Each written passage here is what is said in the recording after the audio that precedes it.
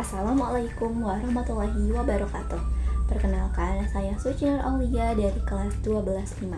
Di sini saya akan menjelaskan kembali tentang materi kelas 10, yaitu sistem klasifikasi makhluk hidup.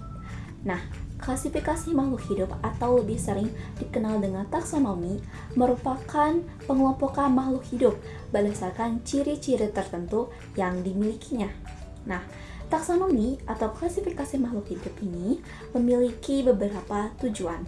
Yang pertama, mempermudah dalam mempelajari makhluk hidup.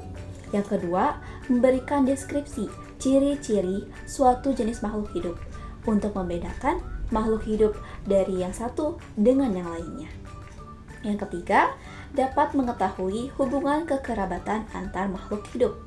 Yang keempat, memberi nama makhluk hidup yang belum diketahui namanya. Nah, dalam klasifikasi makhluk hidup atau taksonomi ada aturan yang harus, aturan yang tidak boleh dilanggar, yaitu dalam penulisan nama atau tata cara sistem tata nama ganda yang dicetuskan oleh Carolus Linnaeus. Itu salah satu ilmuwan biologi. Nah, aturan klasifikasinya adalah yang pertama, nama spesies terdiri dari dua kata. Kata pertama merupakan genus, sedangkan kata kedua adalah penunjuk spesies. Yang kedua, kata pertama diawali dengan huruf besar, sedangkan kata kedua diawali dengan huruf kecil. Yang ketiga, umumnya menggunakan bahasa Latin atau ilmiah, yaitu dengan dicetak miring atau digarisbawahi secara terpisah. Nah, contohnya adalah Felis catus atau nama ilmiah dari kucing, lalu Panthera tigris atau harimau, Zea mays yaitu jagung, dan yang terakhir adalah Allium cepa yaitu bawang merah. Nah, ragam klasifikasi makhluk hidup dibagi lagi menjadi 3, yaitu klasifikasi sistem alami, di mana kita membedakan satu makhluk hidup dengan makhluk hidup yang lainnya itu bisa dengan morfologi, yaitu kita lihat bisa dilihat dari fisik, bisa dilihat bisa dilihat tempat di mana ia tinggal, si makhluk hidup itu tinggal. Nah, dalam ragam klasifikasi makhluk hidup, sistem alami dibagi lagi menjadi 2. Nah, kalau untuk hewan itu dilihat berdasarkan bentuk fisik, habitat, dan perilakunya, sedangkan untuk tumbuhan dilihat dari ukuran dan strukturnya. Nah, yang kedua adalah klasifikasi sistem buatan. Klasifikasi sistem buatan ini lebih baik daripada klasifikasi sistem alami karena tidak hanya dilihat secara garis besar atau dilihat hanya dengan mata telanjang, tapi di klasifikasi sistem buatan ini lebih rinci, lebih terstruktur. Jadi benar-benar dilihat perbedaan antara satu makhluk hidup dengan makhluk hidup yang lain. Terus yang ketiga adalah klasifikasi sistem filogenetik. Nah, dalam klasifikasi sistem ini mengklasifikasikan satu makhluk hidup itu dilihat dari kekerabatan. Apakah makhluk hidup ini berkerabat dengan makhluk hidup yang lainnya? Mungkin contohnya seperti katanya kera yang manusia dan kera yang katanya memiliki kekerabatan, atau kucing dengan harimau. Setelah saya menjelaskan tentang ragam klasifikasi makhluk hidup, di sini saya akan menjelaskan tentang sistem klasifikasi makhluk hidup. Jadi, makhluk hidup ini terbagi menjadi 5 kingdom. Nah, kingdom yang pertama adalah Monera. Monera adalah kelompok organisme yang selnya masih belum memiliki membran inti atau disebut juga organisme prokariotik. Meskipun tidak memiliki membran inti, organisme ini memiliki asam inti atau DNA. Nah, contoh kingdom Monera yaitu bersel satu dan tidak memiliki. Contohnya, maksud saya adalah ciri-ciri kingdom Monera adalah bersel satu dan tidak memiliki selaput inti atau prokariot. dapat membuat makanan sendiri atau autotrof, terus juga bergerak dan dapat berpindah tempat. Nah, Monera ini dibagi lagi menjadi dua, yaitu bakteri dan alga biru. Nah, contoh bakterinya adalah Salmonella typhi yang menyebabkan kita sakit tifus. Yang kedua adalah Mycobacterium tuberculosis yang menyebabkan kita terserang TBC. Dan yang terakhir adalah Escherichia coli, yaitu bakteri yang membantu pembusukan makanan di dalam usus besar. Nah, terus alga biru ini contohnya adalah ganggang bersel tunggal yang berkembang biak dengan cara membelah diri.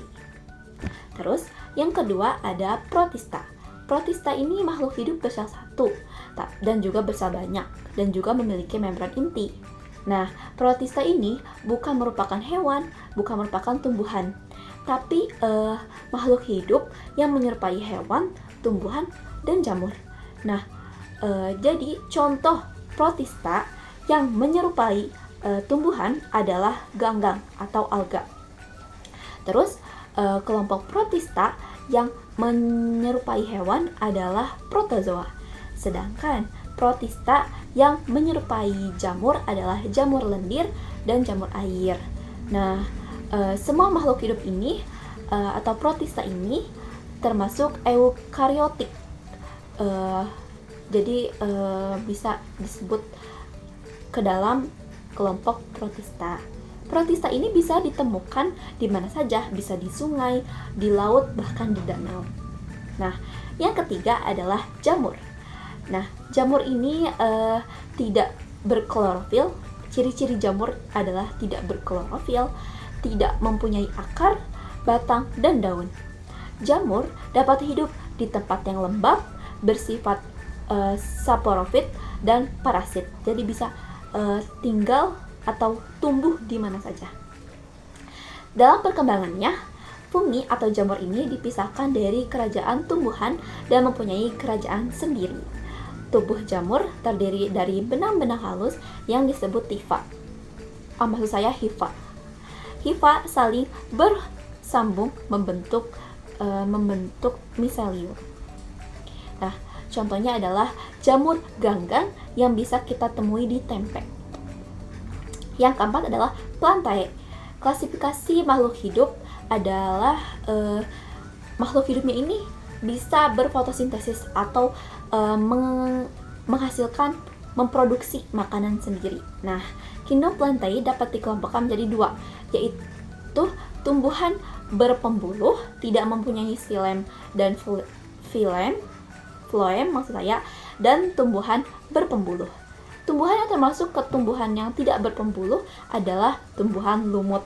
Sedangkan tumbuhan paku, tumbuhan berbiji itu termasuk ke tumbuhan berpembuluh. Kayak tumbuhan berbiji mungkin kayak mangga, durian, yaitu berarti termasuknya ke tumbuhan berbiji atau tumbuhan berpembuluh. Nah, yang terakhir adalah yang kelima maksud saya adalah Animalia. Nah, kingdom Animalia ini dapat dikelompokkan lagi menjadi dua bagian berdasarkan ada atau tidaknya tulang belakang. Nah, Animalia ini hewan ya.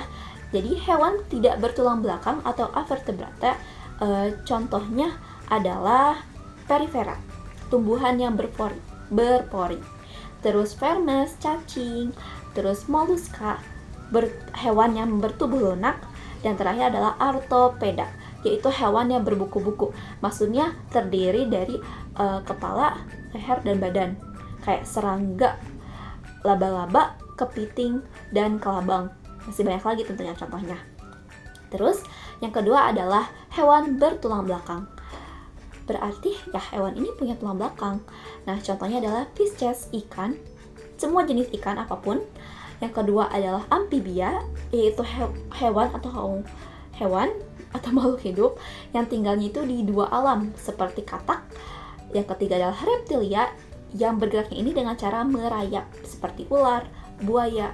Nah, yang keempat adalah aves atau unggas, yaitu tubuhnya ini dipenuhi dengan bulu-bulu. Contohnya ayam, merpati, atau mungkin jenis-jenis burung yang lain. Yang kelima adalah mamalia, yaitu hewan yang berkembang biaknya itu dengan cara melahirkan dan juga menyusui. Nah, contohnya adalah sapi, kambing, kera, dan orangutan. Nah, tentu saja masih banyak contoh-contoh yang lainnya. Nah, itu dia penjelasan singkat tentang klasifikasi makhluk hidup yang dapat saya jelaskan. Mohon maaf bila ada kesalahan karena saya masih belajar. Terima kasih. Wassalamualaikum warahmatullahi wabarakatuh.